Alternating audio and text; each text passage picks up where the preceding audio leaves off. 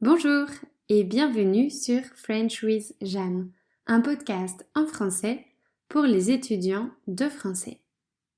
Je vous conseille de bien écouter cet épisode jusqu'à la fin, car j'ai un message pour les étudiants motivés. Avant cela, je continue ma série sur les passions.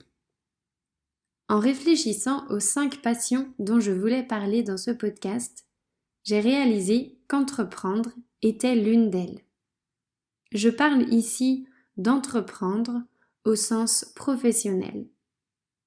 Le verbe entreprendre signifie mettre à exécution un projet nécessitant de longs efforts.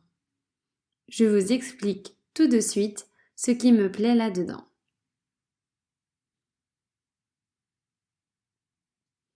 Comme vous le savez déjà, grâce aux épisodes précédents, je suis professeure de français pour les étrangers et je travaille en tant qu'indépendante. Selon moi, tous les travailleurs indépendants sont des entrepreneurs, dans la mesure où créer son propre emploi représente un projet à part entière qui nécessite en effet de longs efforts. Être freelance, c'est loin d'être facile.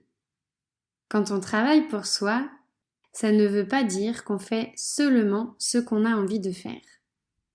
Ça, c'est une illusion. Travailler à son compte, pour moi, ça signifie tout gérer soi-même. Par exemple, dans mon cas, j'aime donner des cours et créer du contenu utile aux étudiants de français. Et je fais ça. Mais je fais aussi beaucoup d'autres choses.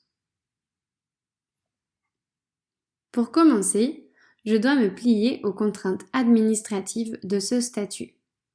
Je dois tenir une comptabilité journalière, envoyer mes factures, déclarer mes revenus trimestriels et annuels et payer mes cotisations. Ensuite, au niveau des cours, je dois m'occuper de l'organisation. Je dois bien gérer mon emploi du temps, préparer chaque session, envoyer des devoirs et les corriger. Je remplis aussi une feuille de suivi pour chaque étudiant. Puis, pour la création de contenu, je dois sélectionner le contenu que je veux mettre en forme. Je dois créer les supports et écrire les légendes avant de pouvoir publier tout ça. Après ça, je réponds aux commentaires et messages des étudiants. Enfin, pour faire tout ça, je suis obligée de me former continuellement. Je dois apprendre à maîtriser des nouveaux outils comme le logiciel Audacity pour éditer les audios de mon podcast ou encore le site web Later pour planifier mes publications Instagram. Donc, je m'occupe de beaucoup de choses. Et c'est sûr que je n'avais pas conscience de tout ça quand j'ai commencé à travailler de manière indépendante. Mais en fait, ça me plaît. Il y a des parties que je n'aime pas, comme envoyer les factures. Mais globalement, j'adore être freelance. J'adore voir le résultat de mes efforts et gérer mes propres projets de A à Z.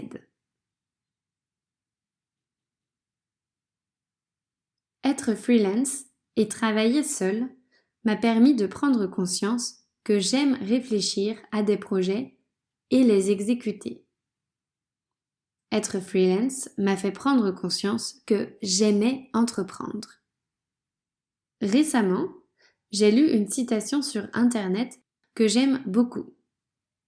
Elle est en anglais, alors je l'ai traduite pour vous. La voici. Un rêve, écrit et accompagné d'une date, devient un objectif. Un objectif, divisé en plusieurs étapes, devient un plan. un plan qu'on exécute devient une réalité.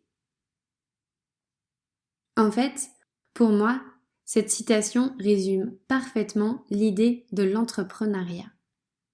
Quand j'ai une idée ou un rêve, c'est comme ça que je procède. Et je prends du plaisir à réfléchir aux étapes pour atteindre mon rêve.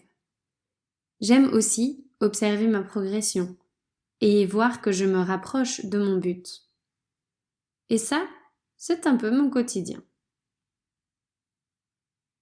Par exemple, ce podcast. C'est une idée que j'avais depuis longtemps.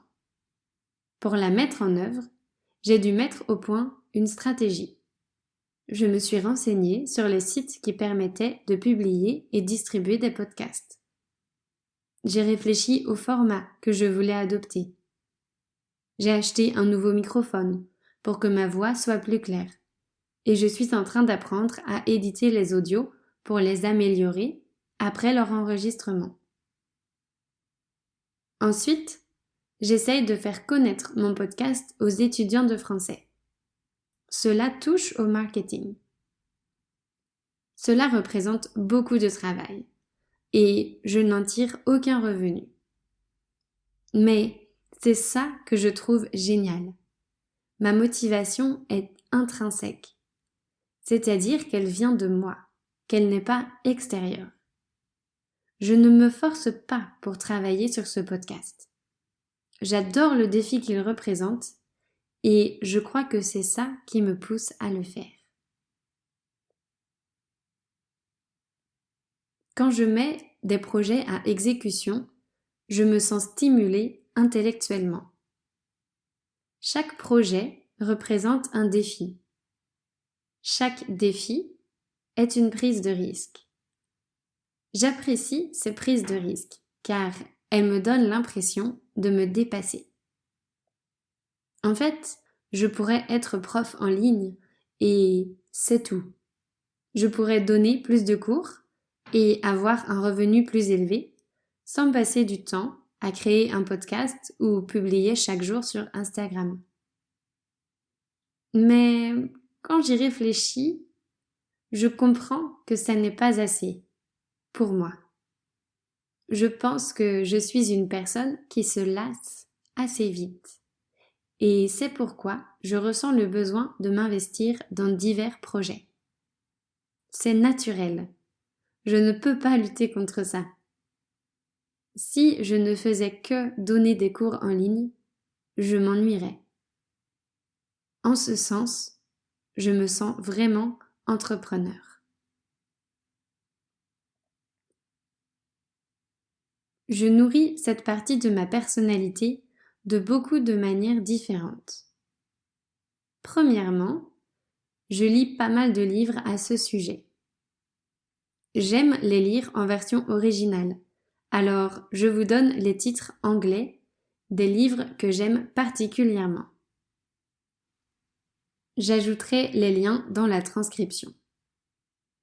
J'ai lu The 4-Hour Workweek de Tim Ferriss, Be So Good They Can't Ignore You de Cal Newport, ainsi que The $100 Startup de Chris Guillebeau. Tous ces livres parlent d'entrepreneuriat, d'exécution d'idées, de productivité, d'état d'esprit, de stratégie pour atteindre ses buts.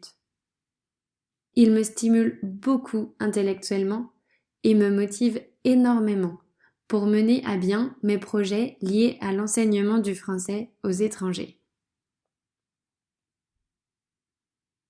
Deuxièmement, j'écoute quelques podcasts. J'ai déjà mentionné Les vraies affaires et Révolution digitale. Il y a aussi Génération XX. Ce sont des interviews de femmes qui entreprennent. C'est très inspirant. Ça me permet de prendre du recul sur mon propre parcours. Monter et développer une entreprise, c'est difficile, mais ce n'est pas impossible. Quand j'écoute un de ces podcasts, je me sens boostée à 200%. Troisièmement, j'utilise Instagram pour suivre des personnalités qui m'inspirent. Je suis souvent des personnes que j'ai découvertes grâce aux livres ou aux podcasts. Ce que j'aime avec Instagram, c'est que je n'ai pas besoin d'aller chercher l'information. Je n'ai qu'à ouvrir l'application pour la recevoir. Je sauvegarde les publications que je trouve particulièrement intéressantes et je copie certaines techniques qui me semblent bonnes. C'est une source d'inspiration quotidienne. Pour vous donner quelques exemples, j'aime beaucoup le compte de Jessica, qui a créé une formation Instagram pour les indépendants. J'adore aussi celui de Stissi, une femme qui vend des produits digitaux sur l'entrepreneuriat. Bref, tout est lié. Quatrièmement, je suis des formations en ligne. Il y a peu de temps, j'ai découvert Coup d'État, une start-up française qui aide les entrepreneurs à entreprendre. Il crée des formations en ligne sous forme de séries vidéo. Pour le moment, les 2 premières sont gratuites. La saison 1 porte sur l'état d'esprit pour entreprendre et la saison 2, plus pratique, parle de créer un produit. Finalement, la dernière manière de stimuler mon côté entrepreneur, c'est de discuter avec des gens qui entreprennent. Peu importe s'ils ne sont pas profs ou si leurs projets ne sont pas professionnels. L'important pour moi est de pouvoir échanger sur les difficultés et les points forts de la gestion de projet. Comment font-ils pour transformer une idée en une réalité ? Comment font-ils pour gérer les aspects techniques ? Peuvent-ils m'aider avec certaines de mes difficultés ? Et moi, puis-je les aider ? Après avoir discuté avec quelqu'un comme ça, j'ai plein d'idées à exploiter. Ça donne aussi un côté plus réel à mes projets. Si je n'en parle à personne, alors ils n'existent que dans ma tête. Au contraire, si j'en discute avec les gens qui m'entourent, ça me pousse à y réfléchir davantage et à travailler dessus. Entreprendre représente aussi un moyen pour moi d'exprimer ma créativité. Comme je travaille seule, j'ai la chance de pouvoir choisir dans quel projet m'investir. Évidemment, je choisis ceux qui m'intéressent le plus et qui, je pense, peuvent intéresser beaucoup d'étudiants. Par exemple, en créant du contenu sur Instagram, je m'exerce à mettre en forme les informations de manière à ce qu'elles soient facilement compréhensibles et que le rendu soit sympa à regarder. Pour le podcast, écrire les textes de chaque épisode représente une vraie expression de ma créativité. Et puisque j'adore écrire, je joins l'utile à l'agréable, comme on dit en français.